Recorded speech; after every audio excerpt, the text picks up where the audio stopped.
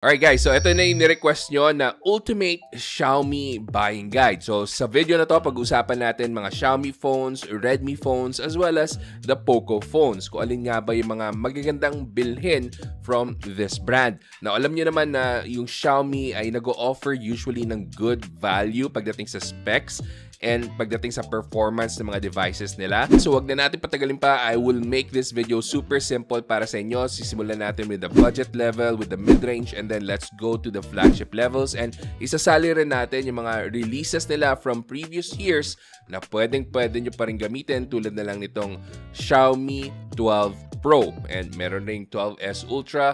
So mamaya pag-usapan natin yung mga yan. But first, let's start with the budget level, and wala na po dito yung phone na yun, but that is the Redmi Note 12 na 4G. With the Redmi Note 12 4G, you get the Snapdragon 685 na chipset, na habang sinusubukan ko yung Redmi Note 12 4G, medyo may kabagalan lang pagdating sa camera na software niya. But overall, okay naman yung performance niya, especially if you can get it at under 7,000 pesos. I think merong mga nakakuha around 5,000 pesos. Meron ka ng AMOLED na display at that price range. Grabe, sobrang sulit nun. And kahit na-compare natin to with other brands at this price range, sabihin natin nasa 5,000 to 6,000 pesos yung makuha tong Redmi Note 12 4G, I would still say na this is better than the Transsion brand so far. Now, hindi naman ito knock against Transsion, but I'm just saying na kung pagkakatiwalaan natin brands is Redmi versus Transsion, I would still pick the Redmi brand. So yan po, isa yan sa pinakasulit at this price range na entry level. I'm sure mahanap nyo yan ngayong 11/11. And by the way guys, just a quick reminder, lahat po ng links ng mga products na babanggitin ko dito sa video na to, nandyan po sa description box para sure kayo na legit and authentic yung store na pagbibilan nyo kung sakaling sa 11/11 kayo bibili dito sa online sale ng Lazada. Now susunod, meron tayong dalawang options, and this one is from the Poco brand. And ito yung Poco M5 and M5S. Now parehong naka MediaTek Helio G series yung chipset nila. Pero para sa akin, I would choose the Poco M5S na sobrang sulit rin. Minsan umaabot at 5,000 to 6,000 pesos. May AMOLED ka na, 90Hz refresh rate, and G95 na chipset, which is better than the G99 pagdating sa gaming. So kung gamer ka talaga, mas mai-recommend ako yung Poco M5S. So paalala rin pala guys na karamihan sa mga phones na binanggit ko dito ay meron tayong video. Pero para dito sa Poco M5 and M5S, hindi ko po sila nagawan ng video dahil medyo na late na dumating sa akin nung pinatest ni Poco sa akin. Pero nasubukan ko po pareho yan. But moving on, pag-usapan na natin yung mga mid-range devices na above 10,000 pesos. So dito na po papasok yung mga China ROM options natin as well as the Poco brands and the Redmi brand. Pero unahin natin yung isa sa pinakasulit so far this year, yung Redmi Note 12T Pro na napakalupit ng chipset, naka Dimensity 8200, and makukuha nyo lang at around 13,000 to 14,000 pesos. Lalo na pag nag-sale, pwede nyo pang mapababa yung presyo nyan. And meron na po akong full review nyan dito sa channel. Kung hindi nyo pa napapanood, actually doon ko in-announce yung giveaway ko. Pero tapos na po yun, binanggit ko lang para malaman nyo na minsan, kailangan nyo talagang panoorin ng buo yung video ko para makasali sa mga pinapamigay natin. So solid po ng performance ng Redmi Note 12T Pro. Ito nga yung parang successor talaga ng Poco X4 GT. So kung naghanap ka ng Poco X4 GT and hindi mo na talaga mahanap sa market dahil phased out na, mas maire-recommend ko na kumuha na kayo ng Redmi Note 12T Pro. Again, yung link po niyan nasa description box para siguradong legit. Nasusunod naman is yung Redmi K60E. Meron ring Dimensity 8200 pero mas maganda yung display niya kasi naka-OLED na siya versus sa IPS LCD ng Redmi Note 12T Pro. Para sa base variant niya na makukuha nyo at 14,000 to 15,000 pesos, grabe, intense rin yung value na makukuha nyo dito. Kung ako lang ang magde-decide para sa inyo at meron kayong extra cash na pwedeng idagdag sa budget nyo for the Redmi Note 12T Pro, buhos nyo na po dito sa Redmi K60E. Dahil sobrang sulit po talaga niyan. Panoorin nyo na lang po yung full review natin na kinumpara ko rin siya with the Poco F5. And speaking of the Poco F5, mamaya pag-usapan natin yan, nandito po yan. Pero bago yan, andito rin yung Poco X4 GT. Finally, isa sa mga phones na nandito pa, hindi pa natin dinidispose. So ito po, napakaganda po ng value nito. Ang dami-dami nyo na po nakabili ng Poco X5 Pro na viewers ko, na subscribers ko dito sa Pinoy Techdad. And guys, I would urge you, tulungan natin yung mga hindi pa nakakapag-decide kung Poco X5 Pro ba talaga yung bibili nila or other brand na phone.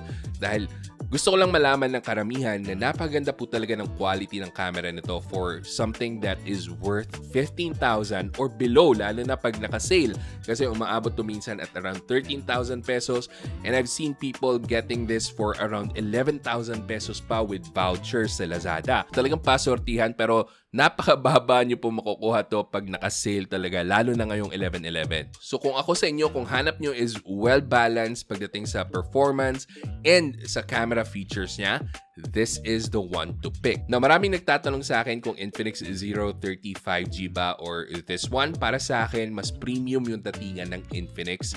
Pero pagdating sa balance, performance, and hindi umiinit gaano, and yung camera niya is mas stable pagdating sa video, I would pick the Poco X5 Pro. Pero I also heard na meron ng software update para sa Infinix 030 5G na medyo naging stable na daw yung video. So I'll have to check that for myself. But for now, based on my own actual experience, mas pipiliin ko si Poco X5 Pro. Ito lang naman yung personal opinion ko or personal choice ko. Now moving on, pagdating naman sa 15,000 pesos and under 20,000 pesos, eto po, para sa akin ang clear winner. One of the best phones this year pagdating sa value, sa performance, pagdating sa decent camera capabilities.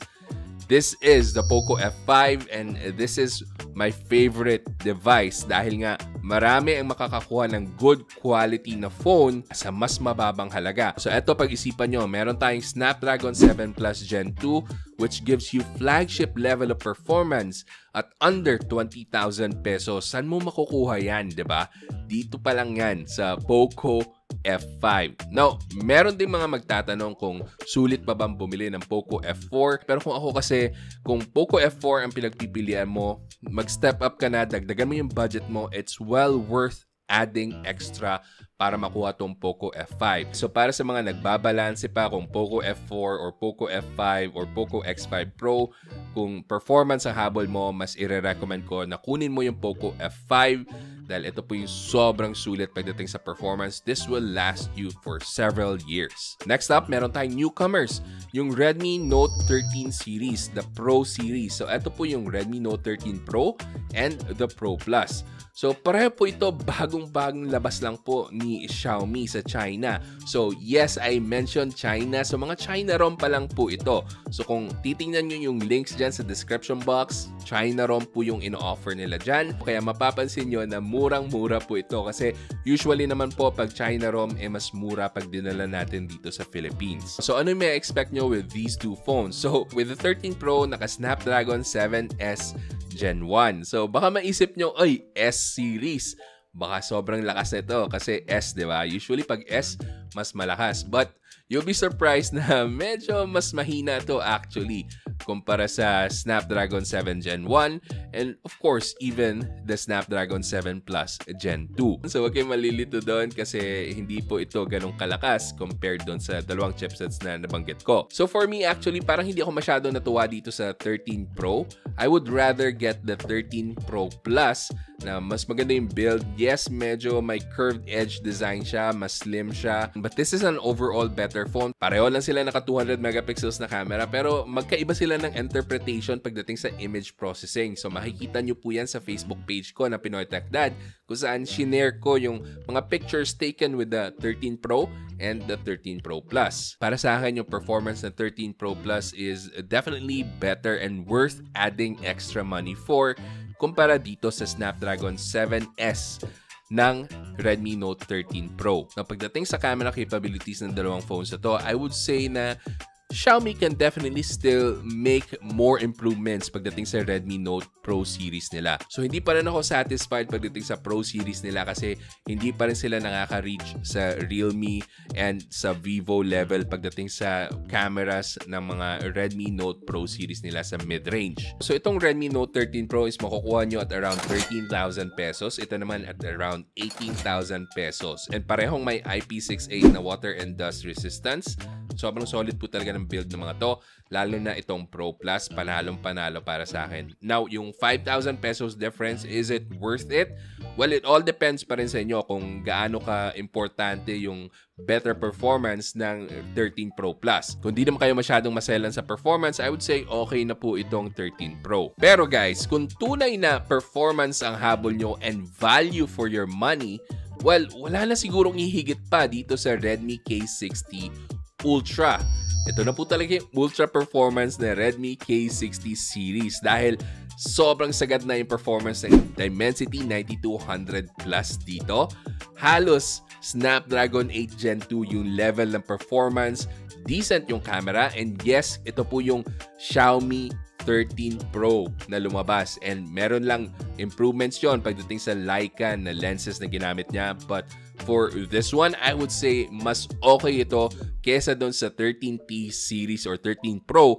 Bakit? Dahil yung presyo nito is nasa 24 to 25,000 pesos and you still get the same performance, you still get the same number of years pagdating sa OS support, IP68 water and dust resistance.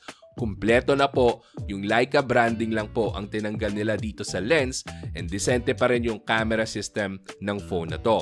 So kung hanap nyo talaga is a very cool performer pagdating sa ultimate gaming experience, this is the one para sa inyo, Redmi K60 Ultra. Now, marami na namang magtatanong niyan kung ano yung mas okay piliin, Redmi K60 Ultra or the Poco F5 Pro. Now, this will also depend kung gaano ka ka-open-minded kasi itong Poco F5 Pro is a global version. Ito naman is China ROM. So, wala po tayong global version nito except for the 13T Pro. So, eto po talaga ang pagbabalansehin nyo. Ano ba yung mas gusto nyo? Global ROM or okay lang sa inyo na China ROM? Para sa akin, mas okay ako dito sa performance ng K60 Ultra. Pero kung ayaw nyong sumubok ng China ROM, gusto nyo talaga safe dito sa global ROM and merong local warranty, eto po, highly recommended ko pa rin ang Poco F5 Pro. Actually, napapansin ko nga na hindi ko gaanong nare-recommend yung Poco F5 Pro, but this is something that I truly love. Now, baka marami sa inyo hindi nakakalam, this is the equivalent of the Redmi K60, the non-Pro version ha. So kung magko-convert tayo, syempre, mas malakas po talaga si K60 Ultra, pero huwag niyong iisipin na mahina po itong Poco F5 Pro dahil naka-Snapdragon 8 Plus Gen 1 na po ito. So, sobrang ganda po talaga ng value dito and nagsisale nga ito below 25,000 pesos. Actually, meron ako nakita na 20,000 pesos niya nakuha yung Poco F5 Pro niya.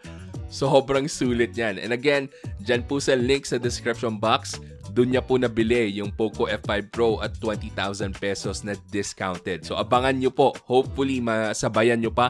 Add to cart nyo na agad kung makita nyo. So yun nga, kung gusto nyo ng global ROM and merong local warranty, beast performance, merong wireless charging. Yes, this is the first wireless charging na nakita ko at this price range before naglabas si Infinix sa Infinix Note 30 VIP. Panalo pa rin talaga para sa akin itong Poco F5 Pro. And kung gusto mo naman ng alternative para sa Poco X5 Pro, hindi ka masaya sa itsura niya or gusto mo lang talaga ng medyo mas high-end yung datingan, eto po, Xiaomi 12T Pro.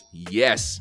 Makikita nyo na to, marami pong nakasale ito, mas mababa na yung presyo kung hindi pa phased out. Pero I think medyo phase out nila, but I'll try to find the link para mabili nyo to kung saan man meron pang available. Kung meron pang available, hindi po guaranteed. Pero ito po, isa sa better options as well na merong Snapdragon 8 Plus Gen 1. Napakaganda po ng package, napaka-premium po for something that originally came out at around 37,000 pesos.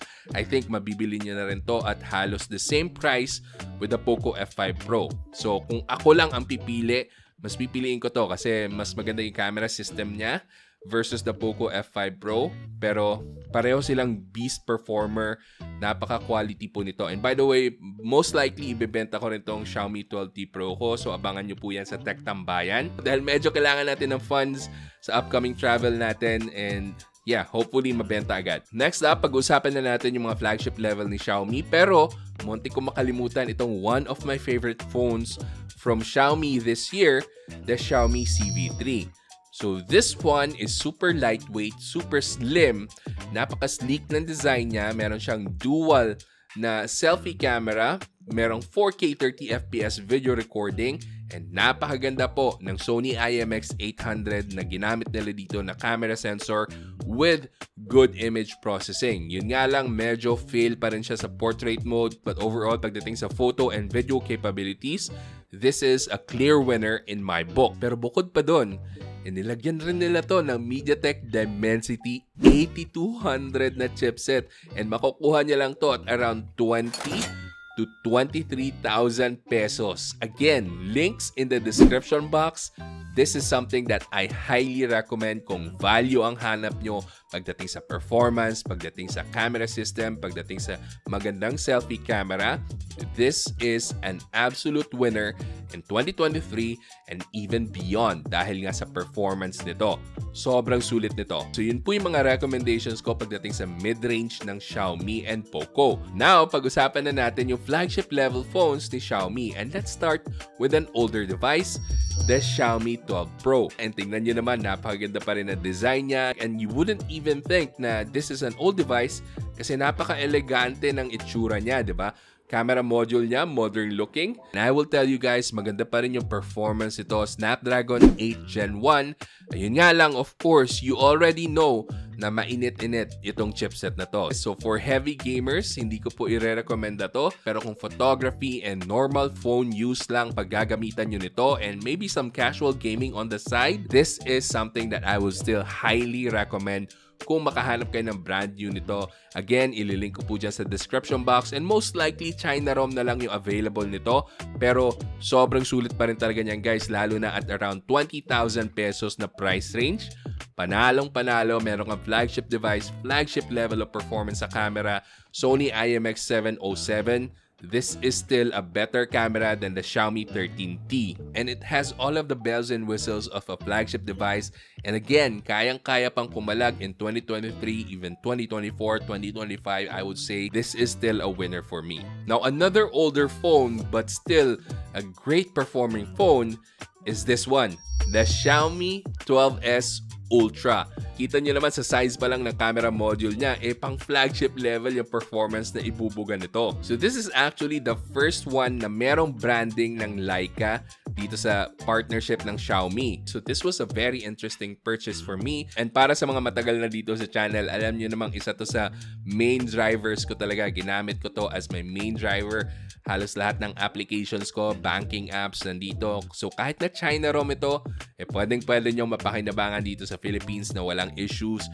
GCash, Land Bank, Union Bank, BPI, BDO, lahat po gumagana dito sa device na to. And pinakapanalo para sa akin, bukod dito sa main sensor niya, is yung 5x optical zoom. So pwedeng-pwede mo itong magamit sa mga concerts.